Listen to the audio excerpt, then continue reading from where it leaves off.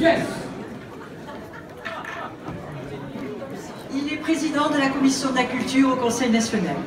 Il est propriétaire d'une magnifique galerie d'art, l'Entrepôt.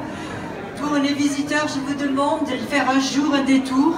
C'est à la rue de Millau, au 22 rue de Millau. Il est économiste, il est écrivain. Il a écrit plusieurs ouvrages sur l'économie, mais il vient d'en sortir un sur la Chine.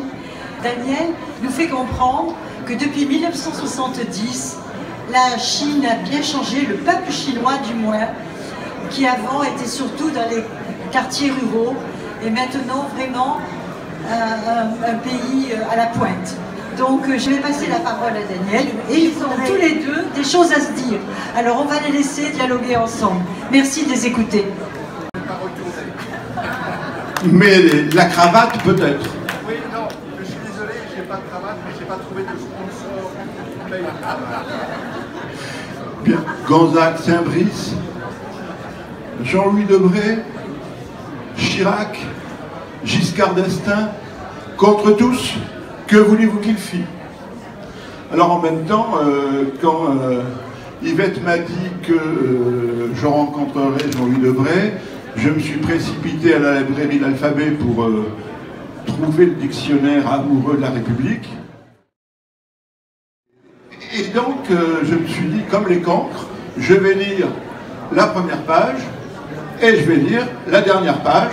Comme ça, il croira que j'ai toute l'évolution, les questions de chute de la bourse, les salaires à bas coût. Et on oublie ce qui se passe derrière, salaire à bas coût, mais la Chine l'année dernière, c'est le dépôt de 800 000 brevets, beaucoup plus que les États-Unis. Les exportations de la Chine, un tiers, c'est de la technologie.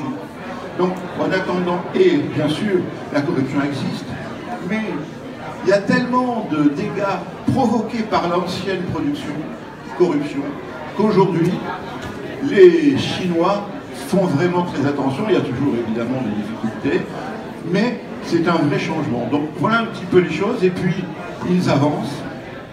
Ils ont un taux de croissance qu'on se plaint parce qu'il n'a que 6,5, alors qu'avant il avait 10. Et nous, cette année, la France a eu 1,1.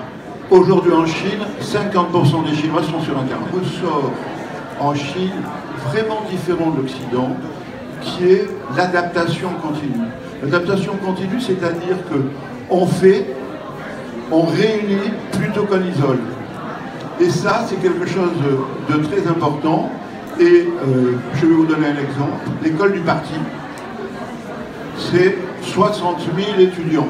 Alors tout de suite, en Chine, c'est immensément grand.